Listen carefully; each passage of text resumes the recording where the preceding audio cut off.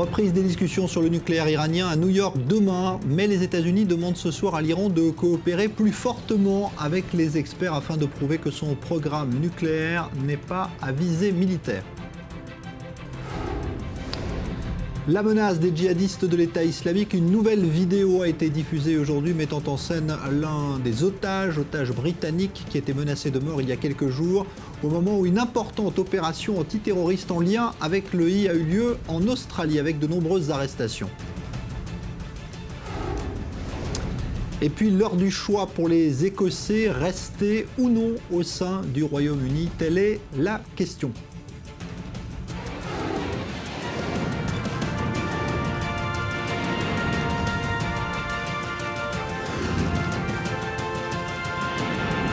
Grand Direct, avec Jean-Charles Banou.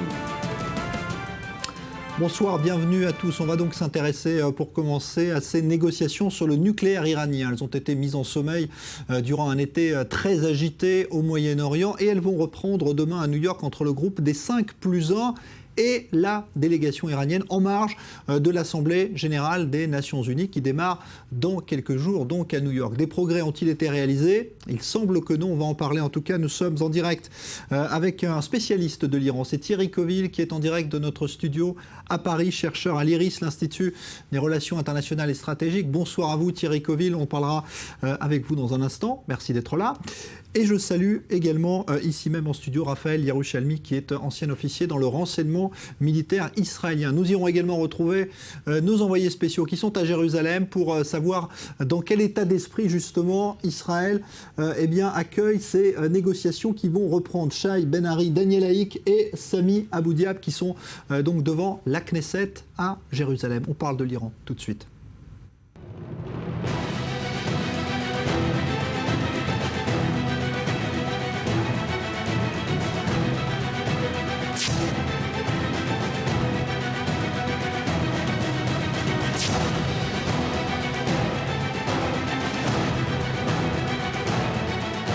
متاسفانه اونها اعمال و رفتارشون به گونه‌ای هست که این بی‌اعتمادی‌ها رو عمیق‌تر می‌کنه، بیشتر می‌کنه.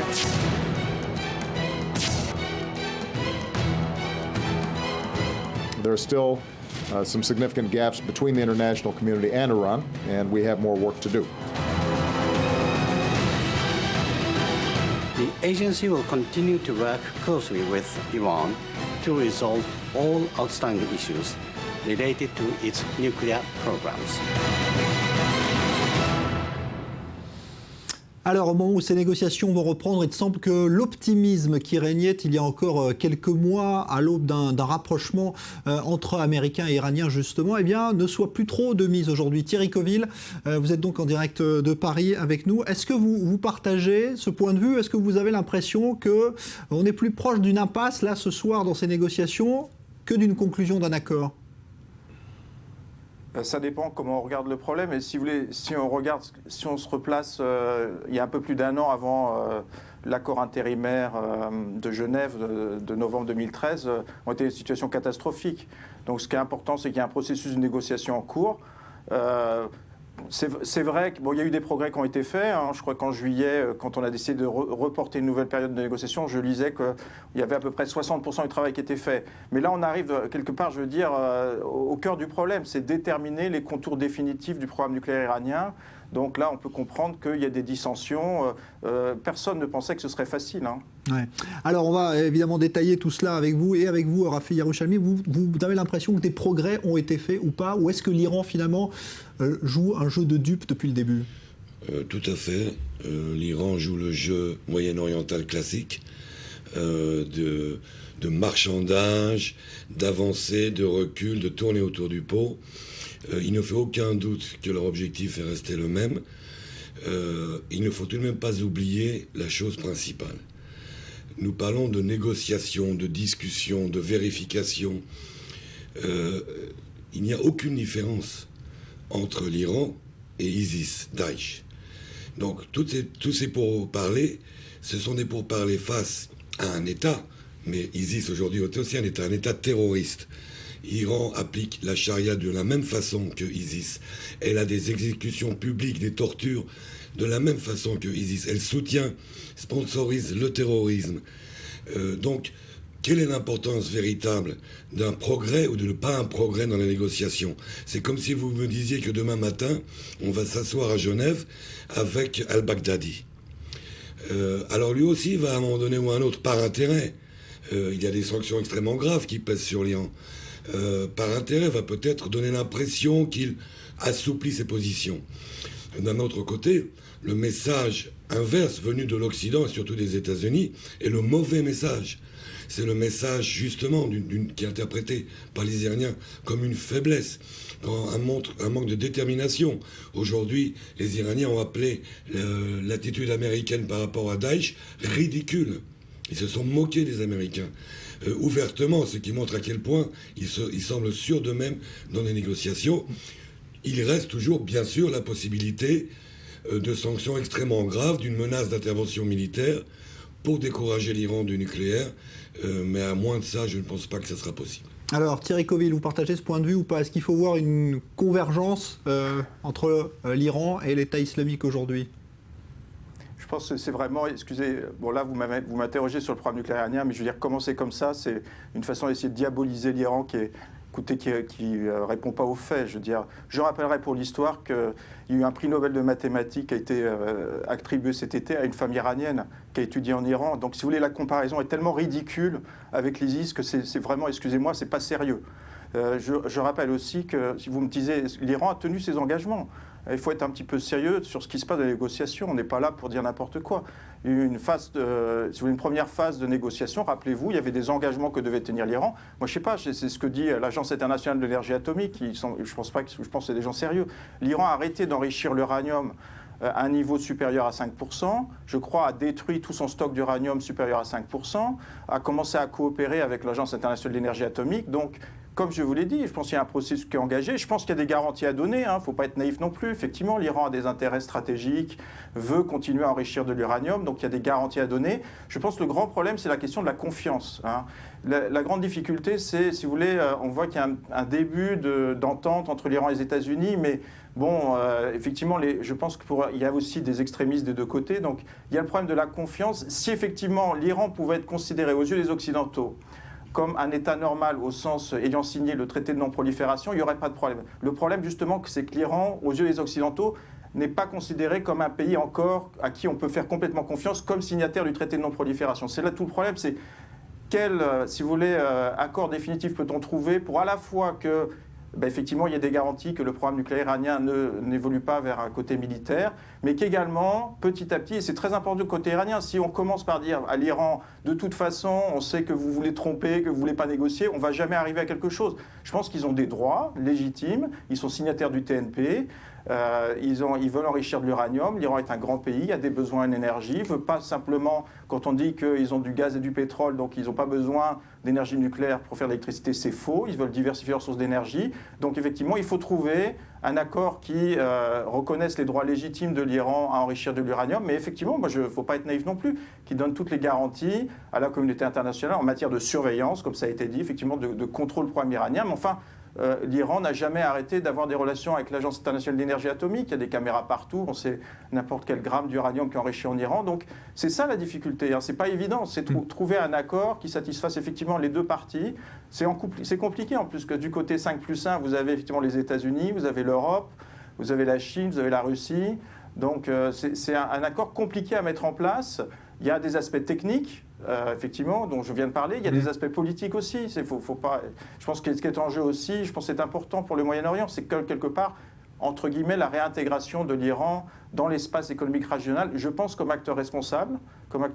Donc c'est tout ça qui est aussi en jeu. Donc on peut comprendre pourquoi c'est compliqué et pourquoi il y a des durs de chaque côté. Donc pourquoi c'est difficile à mettre en place. Mais je pense que, si vous voulez, je pense qu'on n'arrivera à rien si on commence à diaboliser l'Iran et dire de toute façon ça sert à rien de négocier. Bon, alors dans ce cas-là, pourquoi mettre en place ce processus? Restez avec nous, Thierry Coville. On va continuer à parler justement des implications politiques de ces négociations. On va retrouver à Jérusalem, puisque Israël évidemment suit très attentivement ce qui va se passer à partir de demain à New York autour de ce dossier du nucléaire iranien. Daniel Haïk, bonsoir, vous êtes devant la Knesset. Alors justement, position officielle, on va dire, d'Israël ce soir? Écoutez, les Israéliens craignent que les Occidentaux, les puissances occidentales, ne se laissent duper par les manipulations des Iraniens. Ils ne craignent que finalement, aujourd'hui, de plus en plus, les Iraniens se trouvent dans une situation particulièrement difficile. Quelque part, on craint du côté israélien que les Iraniens ne veulent gagner du temps, avant tout gagner du temps pour poursuivre leur programme nucléaire. Et donc, quelque part, on exige de la part des Occidentaux un durcissement des sanctions. C'est une exigence israélienne qui a été maintes fois répétée au cours des derniers mois. Et on refuse tout compromis possible. On estime qu'un mauvais accord ne serait pas préférable à pas d'accord du tout. Il vaudrait mieux qu'il n'y ait pas d'accord du tout entre les Occidentaux et l'Iran plutôt qu'un mauvais accord. Et donc, on refuse toute forme de compromis. Pour Binyamin Netanyahou en particulier, l'accord, on va dire le modèle dont il faudrait s'inspirer, dont les Occidentaux devraient s'inspirer, eh bien c'est la Syrie en particulier. La Syrie, on se souvient que l'année dernière, eh bien, les Occidentaux avaient imposé un désarmement de l'armement nucléaire, chimique en Syrie. Et donc on voudrait quelque part au côté israélien qu'il y ait à nouveau ce même genre de réflexe, ce même genre d'accord, un accord qui serait un accord absolutiste pour Binyamin Netanyahou, même si cette position d'absolu de Binyamin Netanyahou n'est pas tout le temps partagée par l'ensemble des membres du gouvernement et certainement pas par des membres de l'opposition. Et puis Daniel, il y a eu en coulisses des activités, on va dire, diplomatiques israéliennes pour agir sur ces négociations à venir.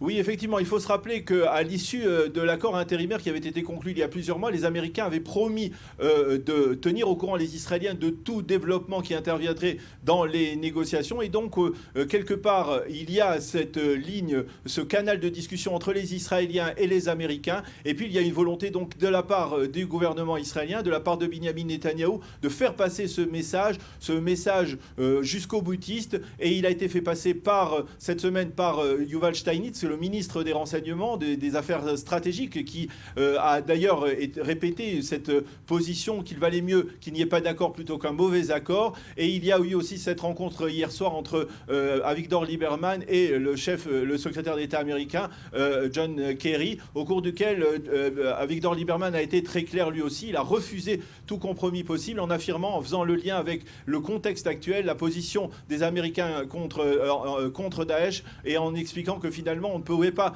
d'un côté lutter, former une coalition contre Daesh et d'un autre côté tenter de pactiser avec un régime comme celui de Téhéran.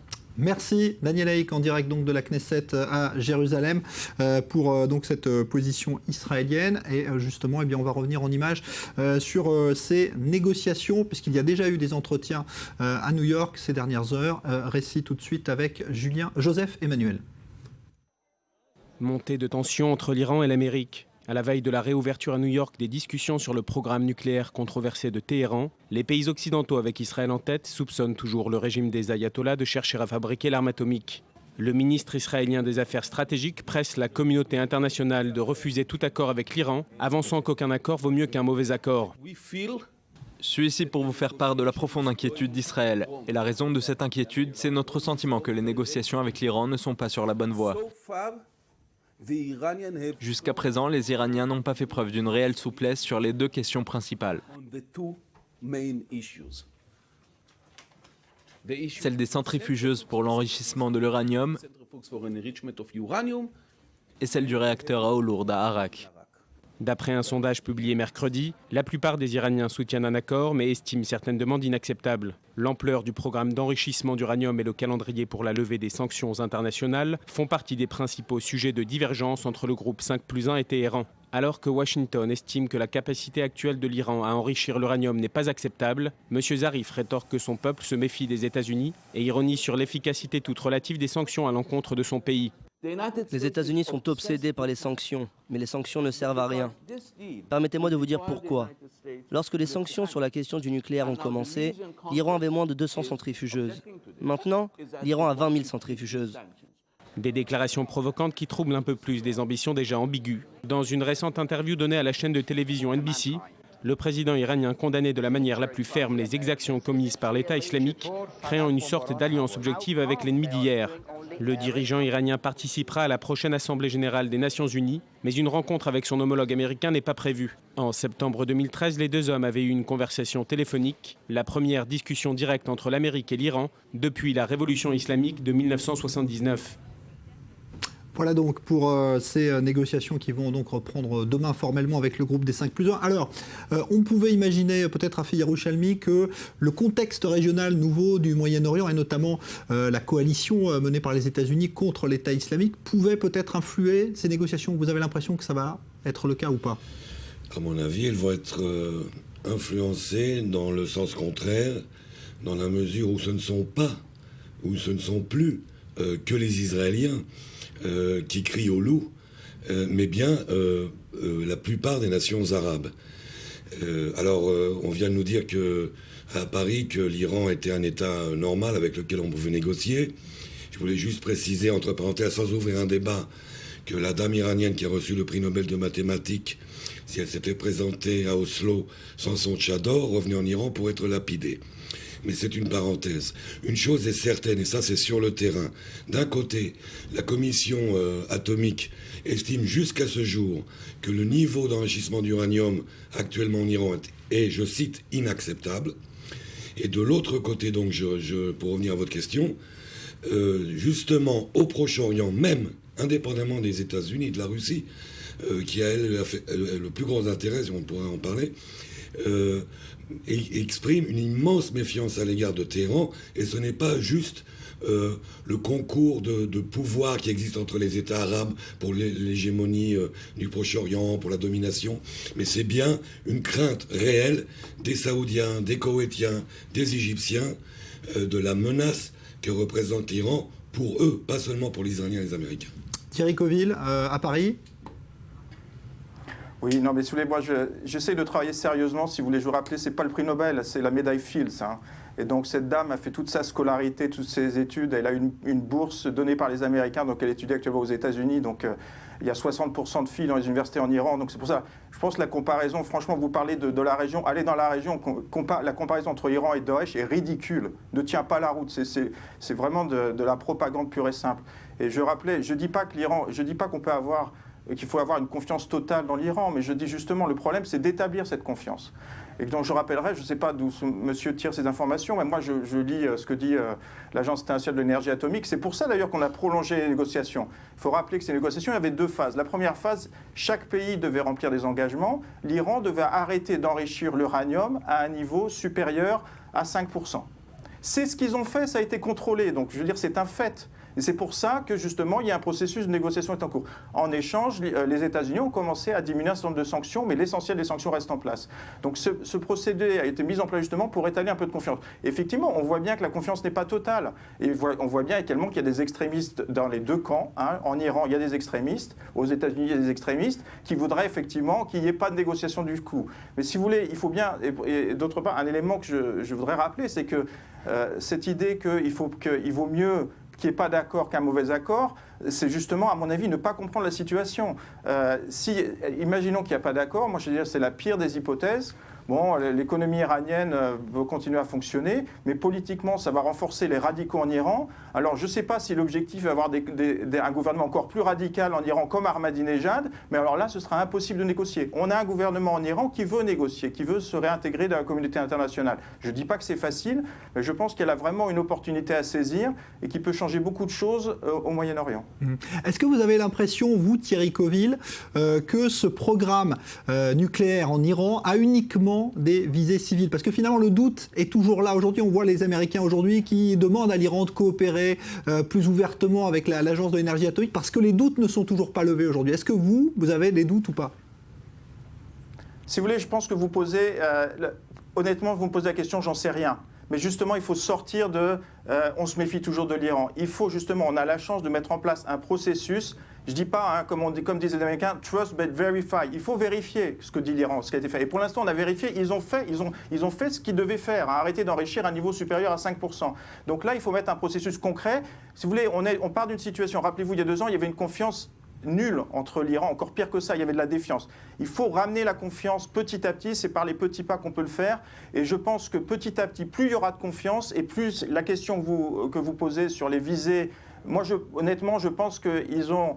C'est compliqué, ça évolue en Iran, mais je pense que là, ils ont cette visée militaire, je pense, elle a disparu en Iran. Par contre, ils veulent continuer à avoir un programme nucléaire. Mais je veux dire, pour répondre complètement à votre question, je pense qu'il faut passer sur un processus, rétablir un petit peu la confiance des deux côtés, hein, et c'est compliqué. Et je pense que plus il y aura de confiance, plus on verra que les deux pays respectent leurs engagements. Et effectivement, si vous voulez, je pense que la façon dont on posera les problèmes changera. Hein, plus l'Iran sera intégré dans la communauté internationale, plus ils pourront montrer qu'ils peuvent jouer, je pense, un rôle responsable dans un certain nombre de crises. Et si vous voulez, plus effectivement on verra les problèmes d'une autre façon, et effectivement on verra que ce problème nucléaire peut être réglé à terme. Rafi Yarouchalmi, les doutes. Oui, d'abord, le rôle responsable des Iraniens sur la scène internationale, c'est le soutien au Hezbollah, c'est le soutien au régime Assad, qui sont, je le répète, des régimes terroristes.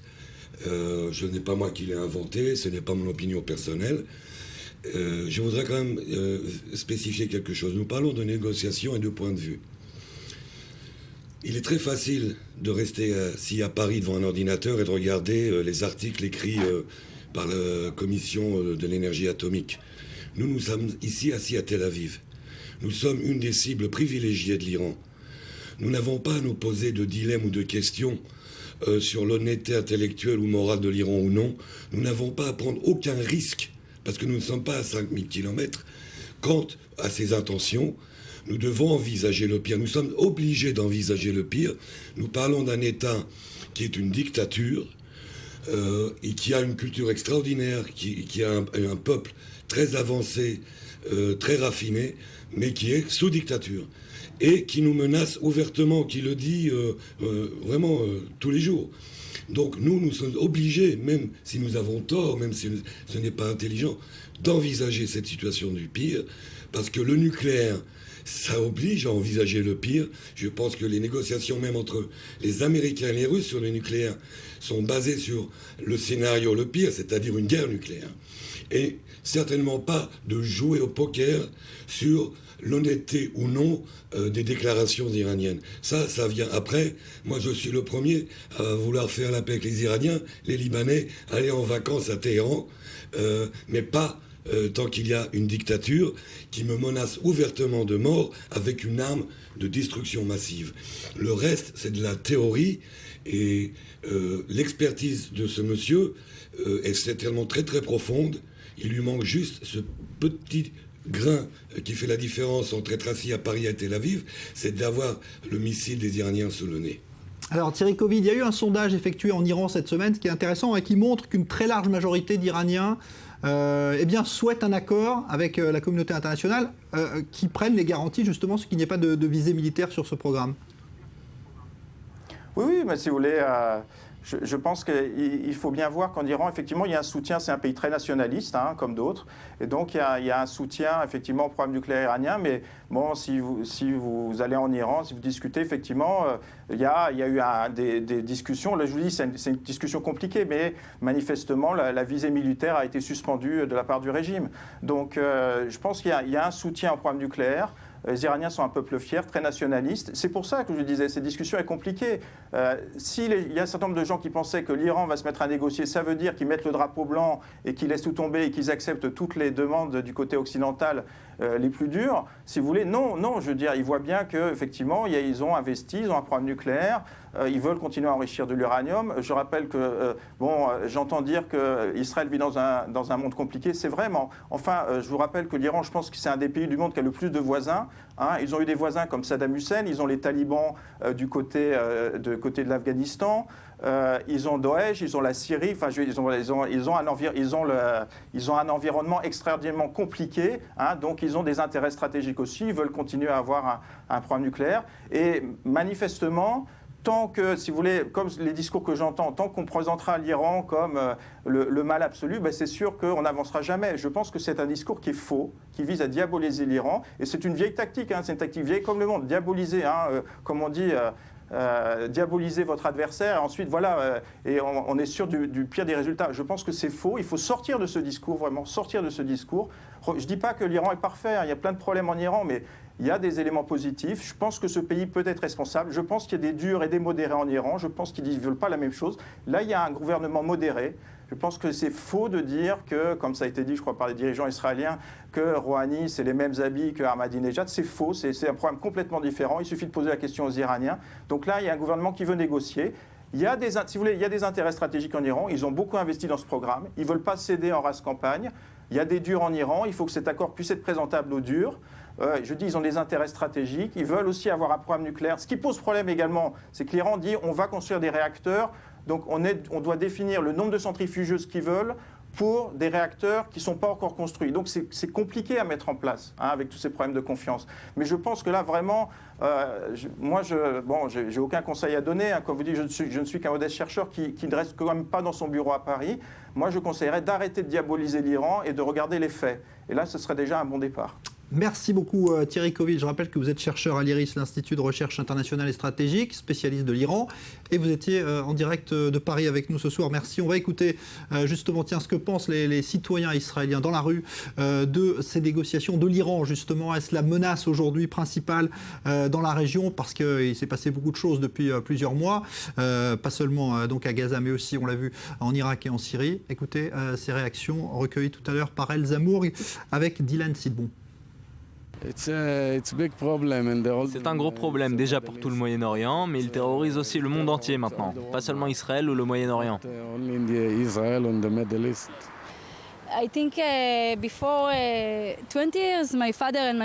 Il y a une vingtaine d'années, mes parents me disaient que quand j'aurai l'âge de faire mon service militaire, il n'y aura plus d'armée. C'est toujours le même problème avec les mêmes personnes. Je pense que ça continuera comme ça sans arrêt. Le Daesh, oui, de toute manière, je pense que c'est lié. Les deux sont liés puisque ce sont des extrémistes qui ne visent qu'à une chose, semer la terreur sur l'ensemble de la planète, notamment le Moyen-Orient. Donc l'un comme l'autre sont aussi dangereux de toute manière. Je pense qu'Obama est le plus gros idiot au monde. Sa politique étrangère est sans dessus-dessous. Il est responsable de la montée de l'EI car il n'a pas agi en Syrie quand il devait le faire. Mais il n'y a aucun doute qu'à cause de ces stupides Européens, l'Iran est un plus grand problème encore car il développe l'arme nucléaire. C'est un énorme problème évidemment pour Israël. Tôt ou tard, Israël devra attaquer l'Iran. Voilà, avis très tranché, vous l'avez vu sur la question de la part de ce monsieur. Merci Rafi Yerushalmi d'avoir été avec nous. Je rappelle que vous êtes ancien officier dans le renseignement militaire de l'armée israélienne. On parlera dans un instant des derniers développements donc en Irak et en Syrie sur le terrain et puis dans le monde avec ces opérations antiterroristes importantes menées par exemple en Australie visant des soutiens de l'État islamique qui s'apprêtait à commettre des attentats. Suite du Grand Direct, toute l'actualité, l'Écosse également dans un instant. Restez avec nous, juste après la pause, on revient.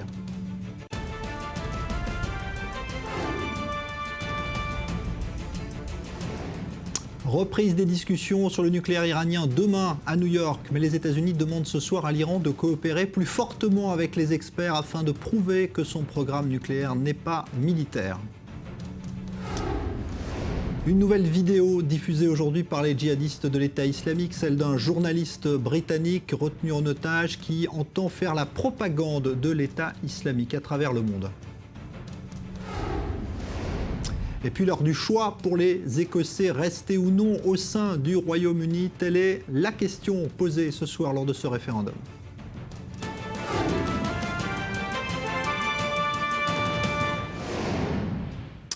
Et au moment où la lutte contre l'État islamique s'intensifie en Irak et en Syrie, un autre danger prend également de l'ampleur. Ces djihadistes disséminés à travers le monde, une menace terroriste qu'ils représentent. La France a adopté aujourd'hui une loi permettant de renforcer sensiblement la lutte antiterroriste. Et des arrestations ont eu lieu ces derniers jours aux États-Unis, au Koweït et en Arabie Saoudite, ainsi que cette opération très importante qui a eu lieu la nuit dernière en Australie. Shai Ben Ari, El Zamourg. Les efforts internationaux pour contrecarrer la montée du groupe terroriste de l'État islamiste montent d'un cran. Cette semaine, de nombreux suspects liés à l'organisation ont été arrêtés à travers le monde. Plus de 800 policiers armés ont pris part à une vague d'arrestations ce jeudi dans les villes de Sydney et de Brisbane en Australie. 15 personnes suspectées d'entretenir des liens avec l'EI ont été arrêtées. J'ai vu la police fédérale partout dans la rue, j'ai vu des hélicoptères dans le ciel et j'ai compris qu'il se passait quelque chose de grave. L'un des suspects arrêtés aurait planifié un attentat terroriste en Australie même. Voici les informations que nous avons reçues. Les instructions qui étaient assez directes ont été données par un Australien qui semble haut placé dans l'EI. Les réseaux de soutien en Australie ont reçu l'ordre de perpétrer des assassinats spectaculaires ici, dans ce pays. Il ne s'agit donc pas de suspicion, mais d'une tentative. C'est pourquoi la police et les agences de sécurité ont décidé d'agir de la sorte. D'après les médias australiens, le plan prévoyait la décapitation d'une personne choisie au hasard, enveloppée d'un drapeau de l'État islamique. Un projet qui n'est pas sans rappeler la décapitation d'un soldat britannique en pleine rue de Londres par des islamistes en mai 2013. Et mercredi, c'est au Kosovo que se sont déroulées 15 autres arrestations dans la capitale Pristina. La plupart des personnes arrêtées sont des imams de plusieurs mosquées appartenant à la communauté islamique du Kosovo. 3 des dirigeants religieux sont suspectés d'avoir incité des jeunes musulmans kosovars à rejoindre les djihadistes en Irak et en Syrie. Le Kosovo est à majorité musulmane et les habitants y mènent en général un mode de vie plutôt laïque. D'autres descentes de police ont eu lieu également en Indonésie samedi dernier où 7 personnes ont été arrêtées. Par ailleurs, des procès ont été ouverts aux États-Unis et en Allemagne contre des personnes liées à l'EI. Des mesures qui reflètent un effort de lutte globale pour le démantèlement des infrastructures de l'État islamique. Pendant ce temps, les combats continuent au Moyen-Orient. Et l'État islamique qui a diffusé cette nouvelle vidéo aujourd'hui montrant l'otage britannique John Cantley. Le journaliste n'a pas été exécuté cette fois, mais il entend diffuser, je cite, le vrai message de l'État islamique, une sorte de propagande qui a immédiatement été retirée de la plupart des réseaux sociaux. Et en Syrie, l'État islamique a enregistré des succès importants sur le terrain aujourd'hui en s'emparant de plusieurs villages situés en territoire kurde dans le nord de la Syrie. Avancée qui menace donc la zone contrôlée jusqu'ici par les Kurdes en Syrie. Leslie Rezoug. Une offensive lourde de conséquences. Aidés de chars et d'une importante artillerie, des combattants de l'État islamique se sont emparés de 16 villages kurdes dans le nord de la Syrie, à la frontière avec la Turquie ce jeudi. Des villages particulièrement stratégiques car ils entourent la 3e ville kurde de Syrie, Ain al-Arab. Pour le groupe islamique, c'est donc une manière d'asseoir son avantage sur le plan militaire en obtenant une continuité territoriale du nord de la Syrie à l'est de l'Irak. Un revers pour les combattants kurdes, les Peshmerga, qui tentent de défendre leur région, dans lesquelles ils ont instauré une relative autonomie vis-à-vis du pouvoir central. De plus, Ain al-Arab est désormais la porte ouverte vers d'autres zones kurdes en Syrie. Pour tenter d'arrêter la progression des djihadistes de l'État islamique, les Kurdes de Syrie, d'Irak, de Turquie et d'Iran ont mis de côté leurs divisions. Ils seront aidés dans leur tâche par les États-Unis. Ce jeudi, le Sénat a en effet donné son feu vert au plan de soutien des rebelles syriens. Première étape du programme anti-djihadiste de Barack Obama, il devrait être complété par des raids aériens de l'armée américaine. Le but, détruire les bases et les centres de commandement de l'État islamique, des mesures qui ne semblent pas pour le moment freiner la progression du groupe. Voilà, et par ailleurs, John Kerry vient de déclarer que la Syrie d'Assad, cette fois, avait violé l'accord sur les armes chimiques en utilisant du chlore à plusieurs reprises. La France, elle, qui participe déjà aux opérations de la coalition en Irak avec plusieurs vols de reconnaissance, va accentuer sa participation, comme vient de le confirmer à l'instant le président François Hollande. Regardez. Je me suis rendu en Irak pour y rencontrer les nouvelles autorités, les autorités légitimes. Elles m'ont demandé une seule chose, en plus de l'aide humanitaire, en plus de l'aide matérielle que nous avions déjà fournie, une seule chose, l'appui de la France pour des opérations de protection aérienne. Je leur ai indiqué alors ma disponibilité. Je le dis aussi nettement que j'affirme la nécessité de ce soutien et de cet appui aérien. Nous n'irons pas au-delà. Il n'y aura pas de troupes au sol et nous n'interviendrons qu'en Irak. Les sirènes d'alarme ont retenti de nouveau aujourd'hui dans le sud d'Israël, à la frontière avec Gaza. Et même si certains résidents affirment avoir entendu des explosions, eh bien l'armée israélienne, elle, a ensuite confirmé qu'il s'agissait d'une fausse alerte. Ce matin, le ministre de la Défense réunissait justement les représentants des conseils locaux de cette zone pour faire un point de la situation après l'opération Bordure Protectrice. Reportage Maxime Pérez. Applaudissements pour Moshe Ya'alon. Ce jeudi matin, le ministre israélien de la Défense était l'invité de marque d'un congrès réunissant membres et représentants des localités frontalières de Gaza. Après la chute d'un obus de mortier contre la région du Eshkol en début de semaine, première violation du cessez-le-feu avec le Hamas, Moshe Ya'alon était attendu au tournant. Nous ne tolérerons pas une reprise des tirs, quel qu'il soit, et même sporadique dans votre quotidien. Il n'y aura aucun compromis à ce sujet. Notre devoir envers vous est d'empêcher le Hamas ou toute autre organisation terroriste de vous gâcher votre existence. Une mise en garde qui ne suffit pas à apaiser l'inquiétude, le malaise des habitants du sud d'Israël, encore marqués par ces 50 jours de guerre vécus au rythme des alertes et des explosions. Beaucoup de travail nous attend encore, mais j'espère que nous en avons terminé avec le sang et qu'il n'y aura plus de larmes à verser. Le travail ne fait que commencer. Un hommage a été rendu aux victimes des kibboutz tombés sous le feu des roquettes et des obus de mortier palestiniens. Parmi elles, le petit Daniel Triggerman, âgé de 4 ans, dont la mère était présente pour témoigner. Cette tragédie qui nous a frappés nous a aussi fait comprendre que nous ne pouvions pas revenir là où nous habitions. Ce n'est bien sûr pas à cause du fait que nous n'aimons pas le kibboutz, mais parce que nous y avons laissé un grand traumatisme. Une envie d'ailleurs, nourrie par la peur et le traumatisme. En cas de reprise des tirs contre leur localité, de nombreuses familles israéliennes se tiennent prêtes à quitter leur maison et une région devenue pour elles un véritable enfer.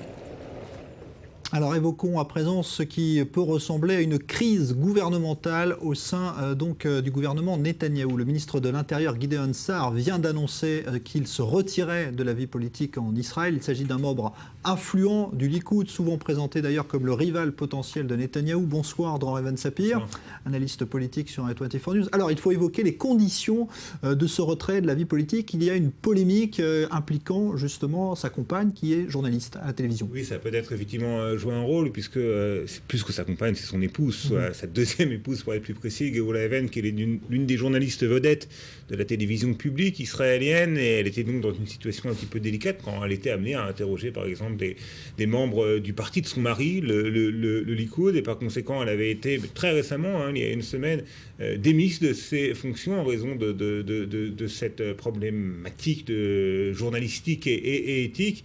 Et ça a peut-être joué un rôle effectivement, mais c'est sans doute pas la seule ou la principale explication. Il faut rappeler que Gideon Sa'ar effectivement était le numéro 2 du Likoud. Il arrivait régulièrement en tête aux élections primaires de ce parti. Il était considéré comme le dauphin, comme le successeur potentiel de Binyamin Netanyahou. Par conséquent, son départ, surprise alors qu'il était au sommet de sa carrière politique, eh bien, a fait véritablement l'effet d'un coup de tonnerre dans la classe politique. On ne s'y attendait pas du tout. Tout à l'heure, il s'est exprimé devant plusieurs partisans au cours d'un meeting à l'occasion de l'approche des fêtes du Nouvel An juif, et il a dit attention, je n'ai pas dit hier soir que je quittais la vie politique pour y revenir demain matin. Ça signifie que son départ sera un départ prolongé, mais ça signifie aussi bien évidemment que ce n'est pas un départ définitif, et c'est là que les choses deviennent intéressantes. Ouais, alors justement, quelles conséquences vont avoir ce retrait de cette vie politique, à la fois pour le gouvernement mais aussi pour le Likoud? Bien sûr, alors, et pour Binyamin Netanyahou. Alors avant de parler des conséquences, un mot sur les causes. La principale cause, en fait, au-delà de cette histoire dont on a parlé, de l'épouse de Gideon Sa'ar, Geoula Even, la principale cause, c'est la détérioration très nette, Jean-Charles, des relations entre Gideon Sa'ar et Binyamin Netanyahou. Sur le long terme, bien évidemment, mais on peut montrer un moment clé qui est celui de l'élection à la présidence de l'État d'Israël de Reuven Rivlin.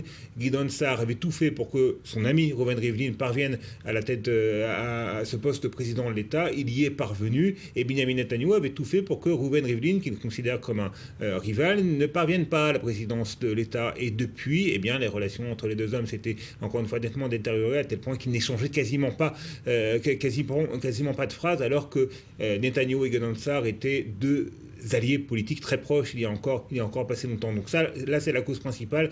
Gideon Sa'ar a compris qu'il ne pouvait pas progresser, qu'il ne pouvait pas espérer parvenir à un poste ministériel plus prestigieux, celui des affaires étrangères, celui de la défense.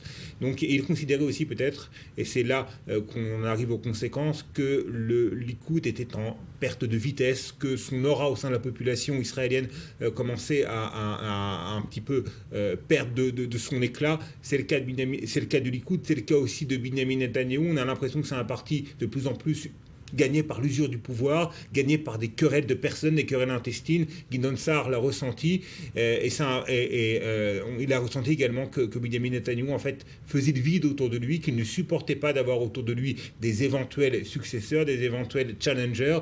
Ça a été le cas de Gideon Sa'ar, ça a été le cas aussi de Moshe Kahlon, un ancien ministre très populaire et qui va faire son retour dans la vie politique, mais à la tête d'un nouveau parti qui va concurrencer le Likoud, un petit peu sur sa gauche ou sur son centre, alors que Naftali Bennett le concurrence, lui, sur sa droite. Le Likoud est en très mauvaise posture. Pour Benjamin Netanyahou se débarrasse de ses successeurs, de ses éventuels successeurs et de ses concurrents, mais également le Likoud perd de ses hommes politiques les plus compétents et les plus populaires.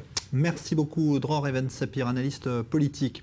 On a beaucoup parlé du statut des soldats isolés lors de la dernière opération Bordure Protectrice. Il s'agit de ces soldats israéliens venus de l'étranger et dont la famille n'habite pas en Israël. Certains n'ont pas revu leurs proches depuis très longtemps et des vols spéciaux viennent d'être affrétés pour permettre à ces familles de venir retrouver leurs fils ou frères en Israël. Émotion garantie pour cette opération baptisée Étreinte Protectrice. Reportage aujourd'hui signé Maël Benoliel. Ce vol en provenance de Moscou, ce jeune soldat de l'armée israélienne s'en souviendra probablement toute sa vie. Bouquet de fleurs à la main, il attend sa mère qu'il n'a pas vue depuis trop longtemps. Et pour cause, Slava a immigré seul en Israël il y a quelques années. Je n'ai pas vu ma mère depuis 6 ans, même plus, 6 ans et demi. On parlait juste par Skype ou par téléphone. J'espère que je ne vais pas m'évanouir. Son vol atterrit dans 4 minutes et je suis vraiment très nerveux. Comme Slava, ils sont environ une centaine à être considérés par Tsahal comme soldats isolés. À l'armée, ils nous aident beaucoup, ils nous soutiennent et ils apprécient ce que l'on fait pour le pays. Un soldat seul dans Tsahal ne se sent jamais vraiment seul car l'armée est vraiment derrière lui. Ils font vraiment tout ce qu'ils peuvent pour nous aider. Un mois après la fin de l'opération Bordure Protectrice, la compagnie aérienne israélienne El Al a décidé de remercier à sa façon ces soldats un peu particuliers. Israël a traversé un été difficile et chez El Al, nous avons décidé de faire venir les parents de ces soldats seuls qui sont venus aider Israël et servir dans Tsahal, notamment pendant l'opération Bordure Protectrice. Donc nous avons mis en place un véritable pont aérien. Un pont aérien de 21 vols répartis sur 2 jours pour des familles qui viennent des 4 coins du monde. Une opération baptisée Étreinte Protectrice. Le vol LY-610 d'Irena, la mère de Slava, est le premier de cette série qui verra atterrir en Israël pas moins de 125 parents de 77 soldats isolés. Après plus de 6 ans d'attente, c'est enfin le moment tant attendu pour cette mère et son enfant. Maman.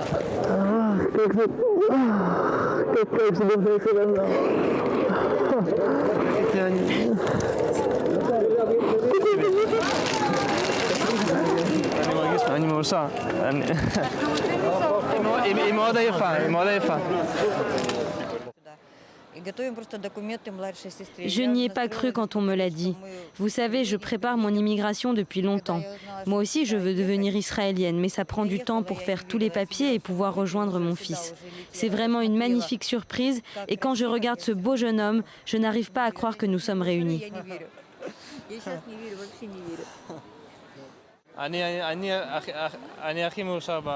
Il n'y a pas plus heureux que moi à cet instant. Il n'y a pas plus grand bonheur. Je n'ai pas vraiment de mots pour décrire ce que je ressens. De nouveau réunis, ces familles vont avoir le privilège de passer les fêtes de la nouvelle année hébraïque ensemble qui auront lieu la semaine prochaine. Une nouvelle année que tous souhaitent douce, légère et calme. Le référendum en Écosse, à présent, le vote est ouvert depuis ce matin. 2 choix possibles théoriquement, oui ou non à l'indépendance, mais un changement considérable en perspective si le oui venait à l'emporter. Le Royaume-Uni est donc tout entier ce soir suspendu à l'attente du verdict. Elsa Mourgue. L'Écosse a rendez-vous avec l'histoire, un rendez-vous pris très au sérieux par les Écossais qui se sont déplacés en masse pour voter pour ou contre leur indépendance dans les quelques 2600 bureaux de vote répartis sur le territoire. Ce référendum fait suite à des semaines de campagne et des années de débat, un débat parfois houleux qui a profondément divisé les Écossais. Je pense que l'amertume que cette campagne a causée va rester très longtemps. Je pense que ça a divisé l'Écosse comme rien d'autre dans ma vie. Oui, les familles ont été divisées, mais je pense qu'il y a aussi eu un beau processus démocratique dans lequel aujourd'hui peut-être 97% des personnes qui peuvent voter vont se rendre aux urnes. Plusieurs personnalités écossaises ont publiquement pris parti, comme la star du tennis Andy Murray qui a déclaré sur Twitter que ce jour était un grand jour pour l'Écosse. Au-delà des enjeux économiques, c'est surtout au niveau politique que la bataille se joue, car les conséquences d'un oui se feront aussi ressentir en Angleterre, qui tente de tout faire pour garder l'Écosse au sein du Royaume-Uni.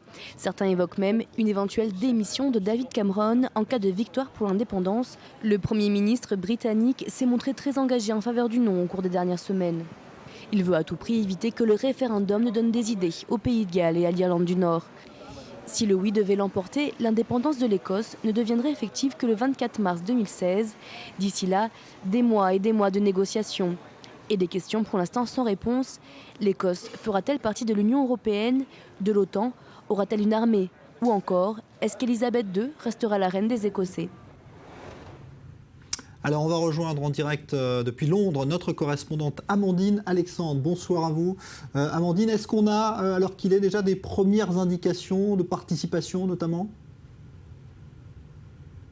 Non, pour l'instant nous n'avons aucun chiffre concernant la participation, mais ce qui est sûr c'est que les Écossais votent non-stop depuis ce matin, 7 heures du matin, et ils ont encore 3 heures pour glisser un bulletin dans l'urne pour ou contre l'indépendance de l'Écosse. C'est un jour historique en Écosse, c'est un jour historique également pour tout le Royaume-Uni, et on pense que la participation, elle aussi, sera historique. Elle pourrait atteindre un niveau inédit ici en Grande-Bretagne, puisque 97% des 4 300 000 Écossais et résidents écossais qui peuvent participer à ce scrutin, eh bien, pourraient effectivement voter aujourd'hui.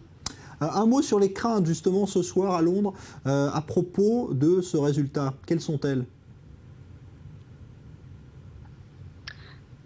Alors, on a un dernier sondage qui a été publié ce matin à 11h, un sondage Ipsos Mori qui donne le non en tête avec 53% des voix. Autrement dit, avec une avance plus importante que l'avance qui avait été donnée au non dans les derniers sondages, des sondages qui avaient été publiés hier et avant-hier. Mais les indépendantistes se mobilisent encore aujourd'hui.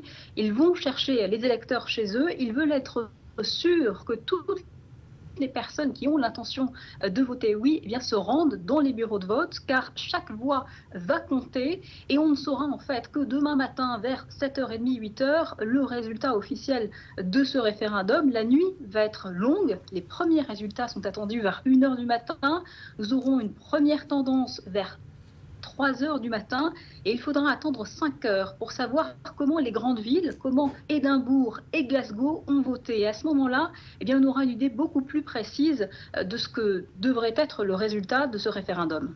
Merci beaucoup Amandine Alexandre, correspondante donc pour i24 News en direct de Londres. L'Ukraine à présent qui affirme que 4000 soldats russes restent toujours massés le long de sa frontière avec la Russie. Et ce malgré l'accord de cessez-le-feu signé il y a quelques jours à Minsk. Pendant ce temps, le président ukrainien, vous le voyez à l'image, Poroshenko, était à Washington aujourd'hui, une visite officielle.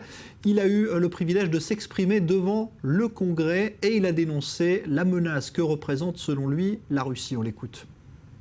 La sécurité que nous avons étendue à l'Ukraine et qui a ensuite échoué, n'assurant aucun accord, aucun traité, aucun endiguement, peut garantir l'ordre mondial. Mais qu'est-ce qui peut apporter la paix et qu'est-ce qui peut la maintenir? Les valeurs communes, la coopération, l'interdépendance, le leadership et la responsabilité.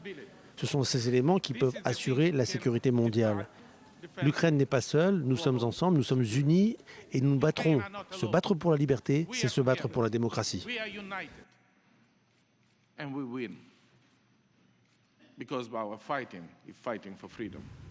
Voilà donc pour ce discours du président ukrainien Poroshenko. L'économie tout de suite.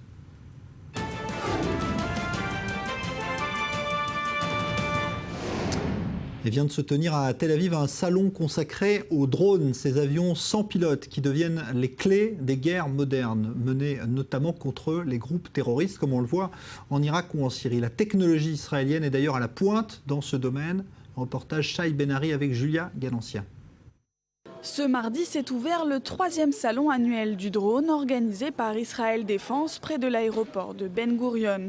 L'occasion pour les industries militaires israéliennes et internationales d'exhiber les dernières nouveautés dans ce domaine. Lorsqu'on parle de véhicules non habités, les drones sont en général au cœur de toutes les attentions. C'est le cas notamment en Israël, l'un des leaders mondiaux en la matière. Bientôt, les drones auront bien plus d'importance que les avions traditionnels. Israël a été l'un des pionniers de cette technologie. Les drones font les titres de l'actualité ces derniers temps avec les opérations aériennes américaines contre l'État islamique en Irak et les éliminations ciblées de dirigeants du Hamas au cours de l'opération Bordure Protectrice. Au salon du drone, l'ambiance est plutôt amicale. Les fabricants, eux, ont hâte de vendre leurs modèles. Voici l'Orbiter 3, c'est un drone tactique léger. Il fonctionne grâce à un moteur électrique, il vole à une altitude de 4000 à 6000 pieds avec une autonomie de 7 heures. Il est silencieux, invisible à une distance de 150 km. C'est un système très sophistiqué, entièrement autonome et extrêmement fiable. Et les compagnies internationales ont également répondu présent. Notre compagnie est une compagnie d'ingénierie. Nous savons qu'Israël excelle dans les métiers d'ingénierie, aussi bien dans le domaine de la défense que dans celui de la médecine. Mais tous n'étaient pas là pour présenter des aéronefs. Tout est ajustable, depuis le volant jusqu'à la sensibilité des pédales. Nous pouvons construire des tableaux de bord personnalisés avec des indicateurs existants dans des vraies voitures. L'opérateur peut ressentir exactement les mêmes conditions que sur le terrain. Bien que le ministre israélien du renseignement Yuval Steinitz soutienne l'acquisition d'avions de chasse de type F-35 par Israël, il admet vouloir se concentrer sur les véhicules non habités. Il a de plus ajouté que le F-35 serait le dernier avion de chasse habité israélien. La guerre du futur promet donc d'être bien différente. La culture, c'est tout de suite.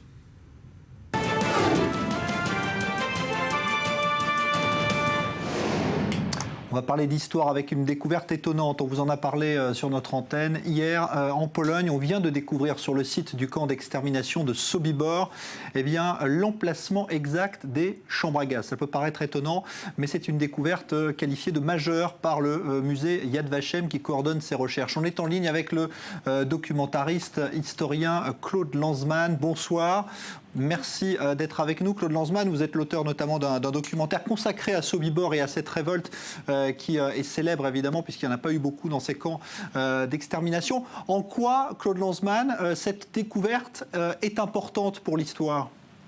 Écoutez, moi j'ai vécu à Sobibor pendant des semaines en 1978 quand je tournais Shoah. Et Sobibor a une place très importante dans mon film Shoah, et j'y suis retourné en 1999-2000 quand j'ai fait un film sur la révolte du camp d'extermination de Sobibor qui s'appelle Sobibor 14 octobre 1943, 16 heures, qui est le moment précis de la révolte.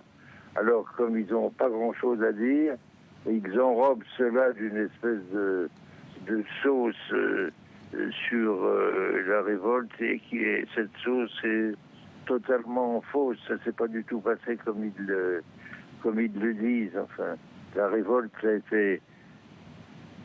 a été un triomphe de l'audace, du courage, de l'imagination, etc. Et la révolte a été conduite par un homme qui s'appelle Sacha Petchersky, qui était un officier russe juif fait prisonnier avec 1500 autres soldats juifs de l'armée rouge. Et là-dessus, les Allemands en ont sélectionné 50 pour un travail de force. et dont Yehuda Lerner, qui a porté le premier coup de hache, et ils ont inventé de faire venir les officiers nazis dans des ateliers où les Juifs travaillaient et de préparer le premier coup de hache, le deuxième, etc. etc. On n'y comprend rien quand on lit le soi-disant communiqué de Yad Vashem. Alors peut-être qu'ils ont découvert, je ne sais pas, un emplacement, et alors... On dit que ça va servir à connaître finalement peut-être plus précisément le nombre de victimes qui ont été assassinées à Sobibor, parce que c'est vrai qu'après les nazis ont tout fait pour camoufler tout le site et qu'il y a eu très peu de survivants. On sait exactement combien de Juifs ont été tués à Sobibor. Ils ont été 250 000 tués à Sobibor. D'accord ? Et si vous voyez Shoah, vous avez le plus grand détail de la mise à mort. Et si vous voyez